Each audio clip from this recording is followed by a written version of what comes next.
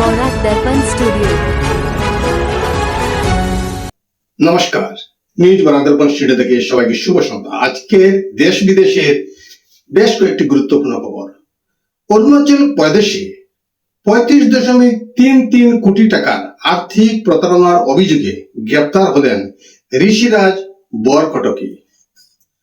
নাহারাগুল পুলিশের তথ্য অনুযায়ী সরকারি নথি জাল করে এবং প্রভাবশালী ব্যক্তিদের সঙ্গে ঘনিষ্ঠ সম্পর্কের ভুয়া দাবি দেখিয়ে তিনি রাজেশ আগরওয়ালের কাছ থেকে একটি কথিত শিল্প প্রকল্পে বিনিয়োগের নামে বিপুল অর্থ হাতিয়ে নেন।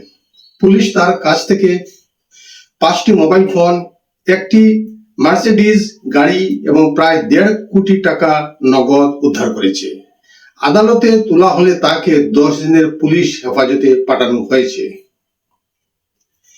1 জুলাই 2026 থেকে আধার আপডেট, রেল জরিমানা, এফডি সুদের হার, credit card reward, LPG, petrol diesel ও বিমান জ্বালানির নামে পরিবর্তন আসতে পারে।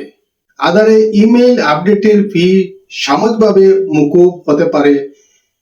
বিনা টিকেটে ট্রেন ভ্রমণের জরিমানাও বাড়তে পারে। এছাড়া ব্যাংকের এফডি সুদ ও এসবিআই কিছু ক্রেডিট কার্ডের রিওয়ার্ড নিয়মও জ্বালানির দামে পরিবর্তনের সম্ভাবনা রয়েছে।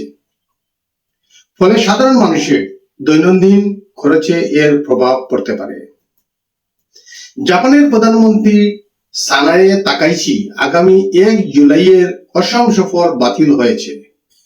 3 দিনের সফরে তার গৌহাটি আসার কথা থাকলেও এখন তিনি নয়াদিল্লিতেই ভারত জাপান দ্বিপাক্ষিক বৈঠকে অংশ নেবেন। খবর অনুযায়ী জাপানের সংসদ অর্থাৎ ডায়েট এর চলমান অধিবেশন সহ আভ্যন্তরীণ ব্যস্ততার কারণে তার সফরের সময়সূচি অত্যন্ত সীমিত হয়ে পড়ে। এছাড়া রাজধানীর বাইরের সফর সংক্রান্ত অতিরিক্ত লজিস্টিক সমস্যার কারণেও গৌহাটি পর্ব বাতিল করা হয়েছে। উল্লেখ্য, জাপানের প্রধানমন্ত্রীকে স্বাগত জানাতে গৌহাটিতে নতুনভাবে সাজিয়ে তোলা হয়েছিল, তবে শেষ মুহূর্তে তার অসম সফর বাতিল হওয়ায় সেই পরিকল্পনায় পরিবর্তন এসেছে। মার্কিন প্রেসিডেন্ট ডোনাল্ড ট্রাম্প ইরানকে সতর্ক করে বলেছেন, সাম্প্রতিক মার্কিন ইরান সমঝোতার শর্ত না মানলে প্রয়োজনীয় পদক্ষেপ নেবে যুক্তরাষ্ট্র। আমেরিকার দাবি, ইরানের মুক্ত হওয়া $1,200 কোটি তহবিল মূলত আমেরিকা থেকে খাদ্যশস্য কেনার জন্য ব্যবহার করা হবে, যাতে ইরানের খাদ্য সংকট কমে এবং মার্কিন কৃষকরাও উপকৃত হন। তবে ইরান এই শর্ত মানতে নারাজ। ইরানের কেন্দ্রীয় ব্যাংকের গভর্নর আবদুল নাসির হিমার্টি জানিয়েছেন, চুক্তিতে আমেরিকার কাছ থেকেই কৃষিপণ্য কিনতে হবে এমন কোনো বাধ্যবাধকতা নেই। ফলে তহবিল ব্যবহারের বিষয়টি নিয়ে দুই দেশের মধ্যে নতুন করে মতবিরোধ দেখা দিয়েছে। আমেরিকা ইরান শান্তি চুক্তির পর ধীরে ধীরে বাড়ছে হরমুজ প্রণালী দিয়ে জাহাজ চলাচল। গত 24 ঘন্টায় প্রায় 24টি জাহাজ এই জলপথ ব্যবহার করেছে। ইরান হরমুজের উপর নিয়ন্ত্রণ আরো জোরদার করার ইঙ্গিত দিয়েছে এবং বাণিজ্যিক জাহাজ চলাচল স্বাভাবিক রাখতে সহযোগিতার আশ্বাস দিয়েছে। উল্লেখ্য, যুদ্ধের সময় এই গুরুত্বপূর্ণ জলপথ প্রায় বন্ধ হয়ে যাওয়ায় বিশ্বজুড়ে তেল গ্যাস সরবরাহ ও দামে প্রভাব পড়েছিল। হিজবুল্লাহ সংকট নিয়ে সরাসরি ইসরায়েলের সঙ্গে আলোচনায় বসতে চায় লেবানন। মঙ্গলবার ওয়াশিংটনে দুই দেশের প্রতিনিধিদের বৈঠক হওয়ার কথা। লেবাননের দাবি, ইরানের মধ্যস্থতার বদলে সরাসরি আলোচনার মাধ্যমেই সমস্যার সমাধান সম্ভব। এদিকে ডোনাল্ড ট্রাম্প ইসরায়েল হিজবুল্লাহ সংঘাত থামানোর আশ্বাস দিলেও বেঞ্জামিন নেতানিয়াহু জানিয়েছেন, ইসরায়েল নিজের সিদ্ধান্ত অনুযায়ী পদক্ষেপ নেবে।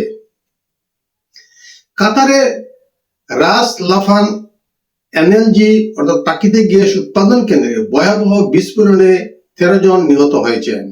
নিহতদের মধ্যে 12 জন ভারতীয় এবং 1 জন পাকিস্তানি নাগরিক বলে জানিয়েছে কাতার সরকার। এ ঘটনায় 66 জন আহত হয়েছেন, তবে তাদের সকলের অবস্থা বর্তমানে স্থিতিশীল। কাতার কর্তৃপক্ষ ঘটনাটিকে প্রযুক্তিগত দুর্ঘটনা বলে উল্লেখ করেছে এবং তদন্ত শুরু করেছে। বিস্ফোরণের ফলে পরিবেশ বা জনস্বাস্থ্যের জন্য ক্ষতিকর কোনো গ্যাস ছড়িয়ে পড়েনি বলেও জানানো হয়েছে। দোহাস্থিত ভারতীয় দূতাবাস নিহতদের পরিবারের প্রতি গভীর সমবেদনা জানিয়েছে এবং কাতার সরকারের সঙ্গে সমন্বয় রেখে কাজ করছে। আজকের প্রতিবেদনে এখানেই সংক্ষিপ্ত বিরতি টানছি। সবাইকে আবারও শুভ সন্ধ্যা জানিয়ে বিদায় নিচ্ছি। নমস্কার।